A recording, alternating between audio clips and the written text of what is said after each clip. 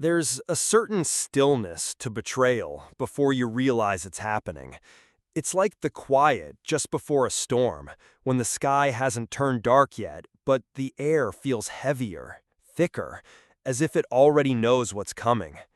That's how it felt the week my wife told me she was going to a wellness retreat in the mountains. It was a Thursday evening in late April. The air still carried a bite of winter, and the sun had already dipped behind the hills by the time I walked through our front door. The smell of chamomile tea lingered in the kitchen, hers, not mine. I've never been a tea guy. She was sitting at the table, her laptop open, scrolling through a page with muted colors and pictures of women in yoga poses against misty backdrops. The words Mindfulness Escape Retreat floated across the screen in pale gold script. "Look at this," she said, without looking at me. Her tone was light, rehearsed almost, like she'd already had this conversation in her head a dozen times. "I'm thinking of going here next weekend. It's in the mountains, just a couple hours away. They do meditation, spa treatments, all that." I remember nodding slowly, my jacket still hanging off one arm. "By yourself?" I asked. She shrugged, still scanning the site. "It's better if I go alone. Clears the mind. It's, about reconnecting with yourself." The way she said it, reconnecting with yourself, should have set off alarms. But I didn't want to be that guy, the overbearing husband who turns every little thing into suspicion. We'd been married 8 years, and though the last year had been quieter, I still clung to the belief that trust was our foundation. So I told myself this was fine. People go on retreats. People take weekends for themselves, right? Still, something in me took a snapshot of that moment. The way she avoided my eyes when she spoke, the faint smile that didn't reach them, and the tiny pause before she answered my questions. The days leading up to her trip were oddly uneventful. She packed light, a single rolling suitcase, a tote bag, and her ever-present phone charger. She didn't ask me to drive her, said she wanted to enjoy the drive on her own. Friday morning, I stood at the kitchen window, watching her back the car out of the driveway. She waved, half-heartedly, before turning onto the street. The sound of the tires crunching over gravel faded, and for the first time in a while, the house was completely silent. At first, it was nice. I poured myself coffee, sat at the table, and scrolled through some work emails without her TV shows murmuring in the background. I told myself to enjoy it. A little space, a little peace. That night, she sent me one text. "Got here fine. The view is beautiful. Love you." I replied instantly. "Glad you're safe. Love you too." Hours passed without another word. And that's when the first small crack appeared. It wasn't a dramatic moment. No phone call from a stranger, no suspicious photos. Just a buzz from my phone while I was brushing my teeth. A push notification from our joint credit card account. Normally, I barely glanced at those, but this one caught my eye. The charge wasn't from some mountain retreat or cozy bed and breakfast. It was from a high-end rooftop bar in the city. $200, time-stamped just an hour ago.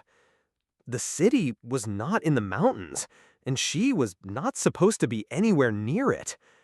I stood there in the bathroom, toothbrush still in my mouth, staring at the screen. $200 for a solo wellness night? No chance. That's when the stillness inside me shifted. The air got heavier. And I knew something was wrong. I didn't sleep much that night. Not because I was picturing her in someone else's arms yet. I wasn't ready to go there. But because my brain wouldn't stop circling that one question. Why lie about where you are? It's the smallest things that start to rot a relationship. Not the big blow-ups, not the one-off fights. It's the little fractures, the half-truths, the carefully chosen words that avoid the whole picture. The next morning, I woke up earlier than usual. The house felt colder, or maybe that was just me. I made coffee, sat at the table, and stared at my phone. No messages. Normally, she'd at least send a good morning or a photo of some scenic view.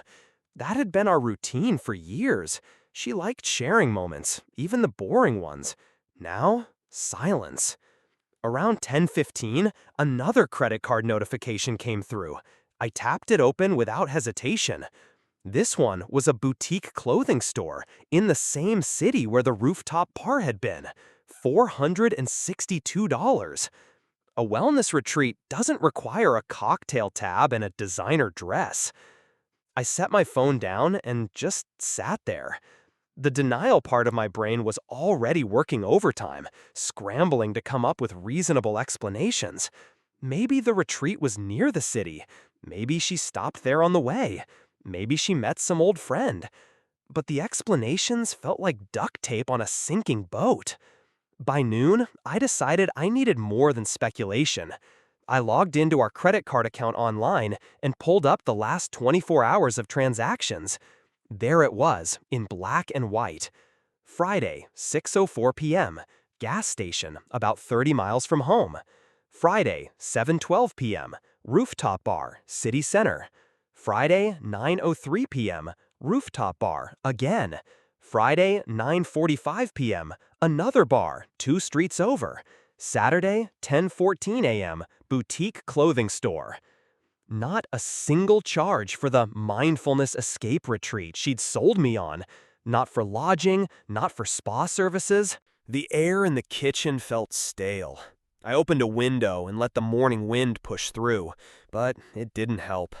My stomach had that lead ball weight to it, the kind you get when you know something's wrong, but can't unknow it. I didn't call her. Not yet. I didn't want to hear whatever scripted answer she'd been preparing.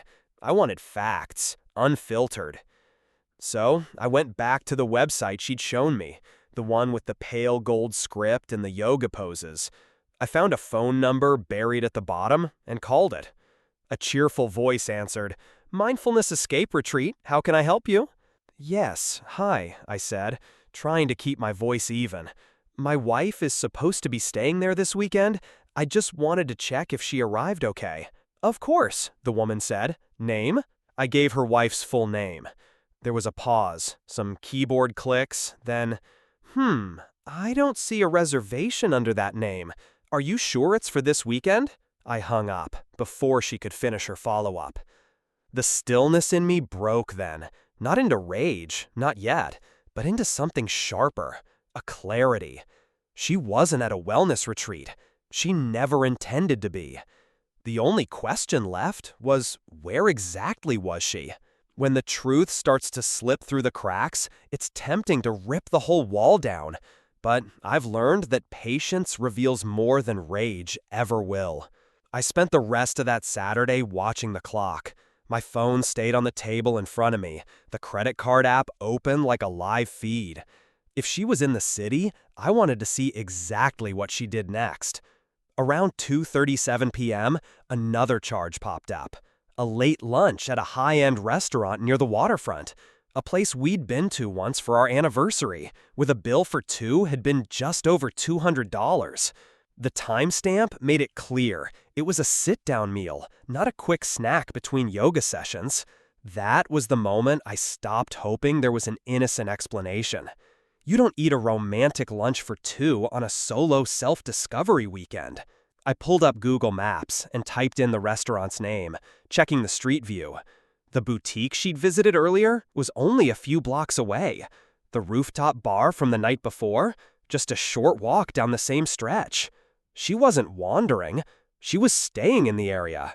The thought came uninvited. She's with someone. And just like that, it stuck. By the time the sun started dipping again, I had a full breadcrumb trail of her day. All of it thanks to the little plastic rectangle we both swiped without thinking. Boutique in the morning, expensive lunch early afternoon, wine bar at 5:18 p.m., hotel lounge at 7:02 p.m.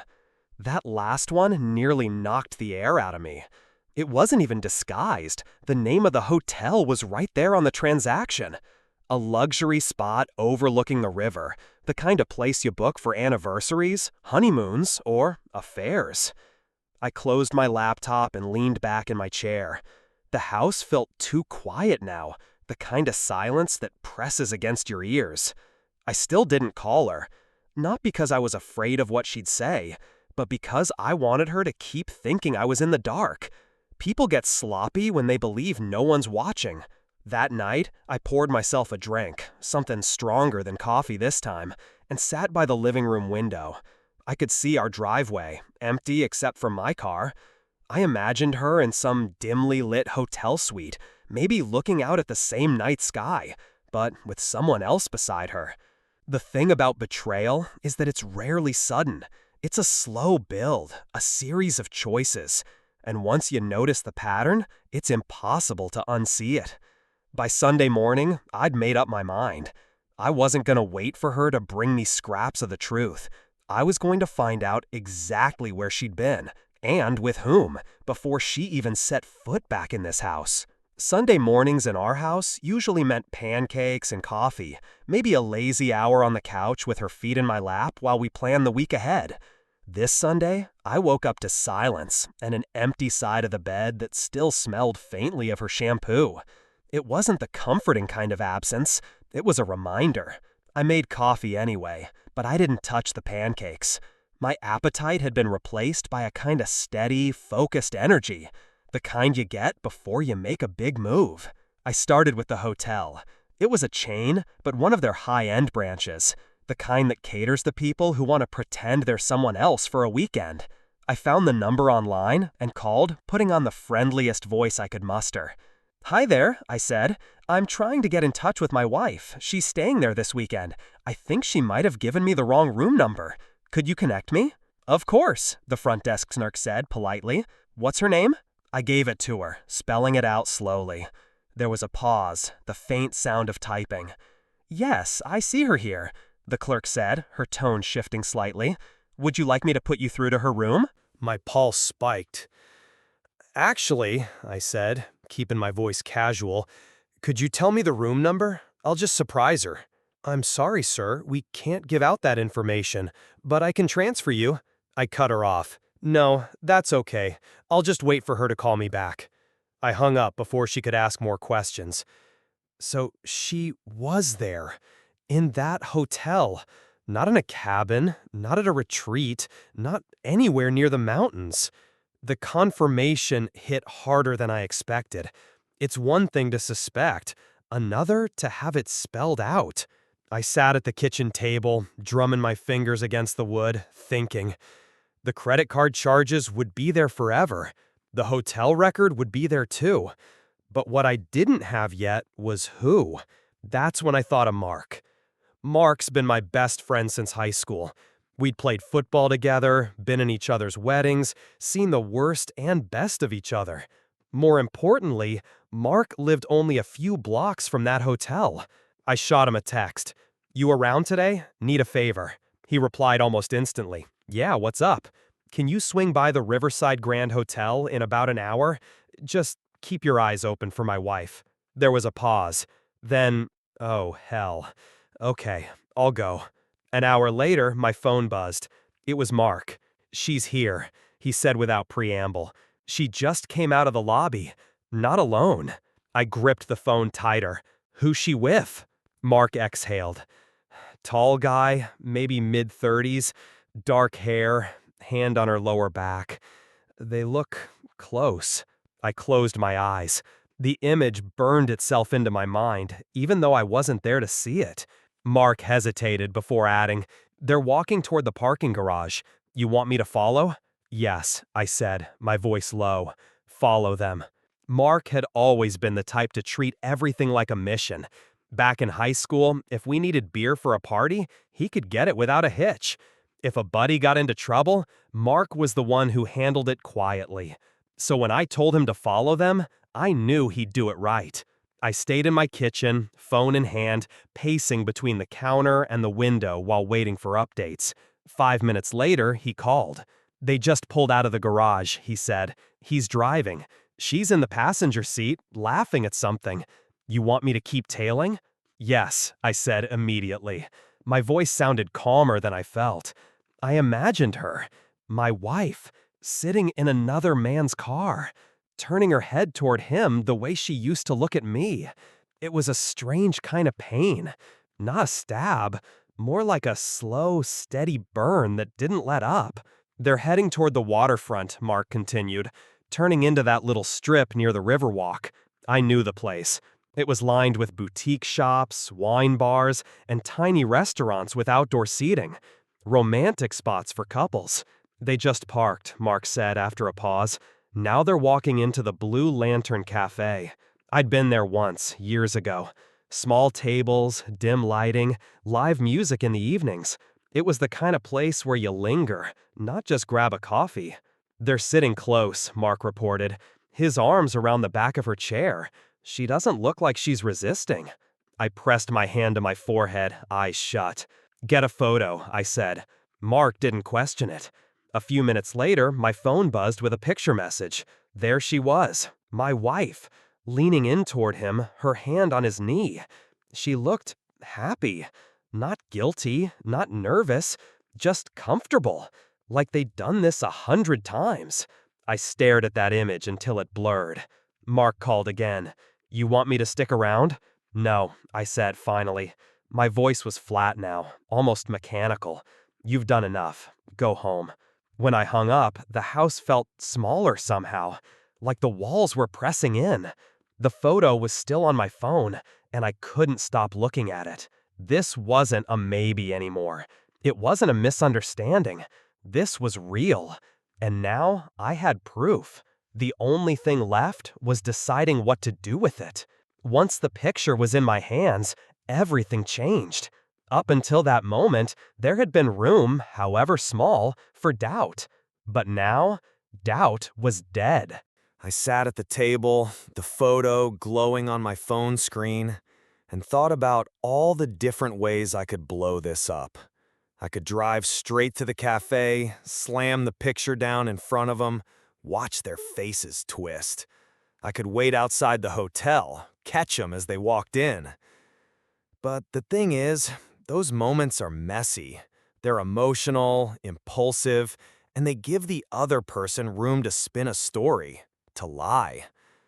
I didn't want her to have space to wriggle out. I wanted her cornered. So, I decided to wait. Let her think she'd pulled it off. Let her walk back into our home like nothing had happened. And then, I'd lay the truth in her lap. Clean, undeniable, inescapable. The rest of Sunday crawled by. I didn't bother checking the credit card app anymore. I already knew where she'd be, what she'd be doing. Every time I pictured her in that hotel room, the anger flared again, but I forced myself to keep it on a low simmer. That night, I slept maybe 2 hours. I kept running through scenarios in my head, what she'd say, how I'd respond, whether I'd raise my voice or keep it ice cold. By Monday morning, I had my plan. She was supposed to be home by noon. I'd be here waiting. Everything I'd collected, the credit card transactions, the retreat phone call, the hotel confirmation, and that photo from Monarch would be ready. At 11:47, I heard the crunch of tires in the driveway.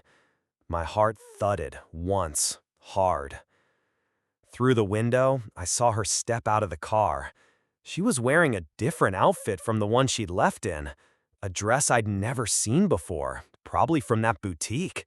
Her hair was done, makeup fresh. She walked up to the door, and I could see the faint smile on her face, like she'd just had the most relaxing weekend of her life. I waited until she came in, dropped her bag by the couch, and turned toward me. "Hey," she said, her voice light, casual. "Miss me?" I just stared at her for a long second. My phone was on the table between us. The photo, pulled up, face down for now. "Oh," I said, finally, "you have no idea." She set her purse down and walked into the kitchen like it was any other Monday. "I'm starving," she said, opening the fridge. We didn't have much to eat at the retreat, just smoothies and salads. I could use something real. I leaned back in my chair, arms crossed, just watching her. She didn't notice at first. She was too busy rummaging through leftovers. "How was it?" I asked, finally. She turned, smiling faintly. "Peaceful. Exactly what I needed." The words landed differently now, almost insulting. She wasn't describing a weekend of yoga and meditation. She was describing a weekend in someone else's arms. "Funny," I said, my tone flat, "because when I called the mindfulness escape retreat, they had no idea who you were." Her head jerked up, the smile faltering. "What? Babe, maybe they made a mistake. I cut her off by sliding my phone across the table. The credit card transactions were open. Rooftop bar, boutique, waterfront restaurant, wine bar, hotel lounge. That's not a wellness retreat. That's a city vacation." She glanced at the screen, then back to me. Her mouth opened like she was about to launch into a story, but no words came. "Want to explain?" I asked, "or should I keep going?" Her eyes flickered, that tiny, almost imperceptible shift people make when they're searching for a lie. "It's not what you think," she said, finally, the classic line. I almost laughed. "Then by all means, tell me exactly what it is." She looked away, toward the counter, like maybe the right words were hiding there. "I met up with an old friend. It wasn't planned. We just caught up." I leaned forward, resting my elbows on the table. "And you caught up at a $400 clothing store, a romantic restaurant, and a hotel?" Her jaw tightened. "You're twisting it." "No," I said, my voice low now. "I haven't even started." She was still standing by the counter, arms crossed, that defensive stance people take when they feel the walls closing in. I reached for my phone, swiped away from the credit card app, and opened the photo Mark had sent me. I set it on the table, screen up. "Come here," I said. She didn't move. "What is that?" "Proof," I replied. She hesitated, then stepped forward, leaning just enough to see the screen. Her eyes landed on the image. Her, sitting close to the dark-haired man, her hand on his knee, his arm draped casually across the back of her chair. Her face went pale. "You had lunch," I said, my tone almost conversational. "You smiled. You touched him. That was Saturday, 2:41 p.m. at the Blue Lantern Cafe. Mark saw you walk in together." Her mouth opened, then closed again. She glanced toward her purse like she might grab it and run, but I kept my eyes locked on her. "I want to hear you say it," I told her. "Who is he?" She swallowed, staring down at the photo like it might change if she looked long enough. "Just someone I met a while back," she said finally, her voice thin. "And you just happened to catch up in a hotel for 2 nights?" I asked. She flinched. That was the first real crack in her composure. Not the fake confusion or the practiced calm, but something raw. "I didn't mean for it to happen like this," she said, which was as good as a confession. I leaned back in my chair, letting the silence stretch between us. The weight of it made her shift on her feet. "You've been lying to me for days," I said, "and if I hadn't checked the credit card, if I hadn't called the retreat, you would have walked back in here and fed me some story about yoga and mountain air?" She didn't deny it. She didn't even look up. That's when I realized the woman standing in front of me wasn't the same one I'd married 8 years ago. And maybe she hadn't been for a long time. There's a point in every argument where you realize you're done collecting answers. You stop asking questions, not because you got the truth, but because you finally understand you'll never get the whole of it. That's where I was, sitting at the table with her standing across from me, eyes down, voice small. I wasn't interested in why anymore. Why never fixes anything. I pushed the phone aside and folded my hands. "Here's what's going to happen," I said. Her head jerked up, the defensive tone creeping back into her voice. You're not even gonna let me explain? You had 3 days to explain, I said flatly. You chose to lie instead. Now it's my turn to talk. She opened her mouth, then shut again when she saw my expression. I've already saved the credit card statements, I continued, the hotel confirmation, and that photo backed up in 3 different places. Her face tightened. Are you threatening me? No, I said. I'm making it clear you don't get to rewrite what happened here. Not to me, not to anyone else. I could see her mind racing, trying to calculate her options. Maybe she thought I'd throw her out right then. Maybe she thought there was still a way to spin it so she came out looking like the one who'd been wronged. You're not staying here tonight, I said. Her eyes widened. What? You heard me. You'll pack a bag and go wherever it is you've been going when you're not finding yourself. She stood frozen for a long beat, then turned and walked toward the bedroom. The sound of drawers opening and closing carried down the hall. I sat there listening to it, the same way you might listen to rain. Steady, inevitable, and somehow distant. When she came back through with her suitcase, I didn't say a word. I didn't follow her to the door. I didn't watch her drive away. I just let the silence settle back over the house. Only this time, it didn't feel like something missing. It felt like something gone, that needed to be gone. The sound of the front door clicking shut was quieter than I expected. No shouting, no slammed doors, no thrown accusations. Just a clean break in the noise of our marriage. I sat there for a long time after she left, staring at the coffee cup in front of me. It had gone cold hours ago, but I couldn't bring myself to move. My mind wasn't racing anymore. It was oddly still, like the eye of a storm. When I finally stood up, the house felt lighter. Not happy, not yet, but the kind of lightness you feel when you take off a backpack you didn't realize was weighted down with bricks. I went through the motions, washed the mug, tidied the table, put my phone on the counter. And then, almost without thinking, I opened my laptop and started a new folder. Evidence. I dropped the credit card statements in first, then the photo from Mark, then a screenshot of the retreat's email confirming she'd never booked a stay.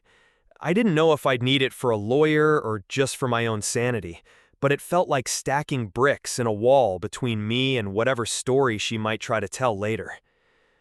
By the time I finished, it was past 7 p.m. The house was dark except for the kitchen light. I poured myself a drink, whiskey this time, and stood at the living room window. The street was quiet, the kind of Sunday night calm that used to make me feel settled. Now it felt like a reset button. I thought about calling someone, my brother maybe, or Mark, but the truth was, I didn't want to hear anyone's voice just yet. I didn't want comfort or outrage on my behalf, or even advice. I just wanted the silence. Because for the first time in months, it was honest. The first night without her felt strange, but not in the way I expected.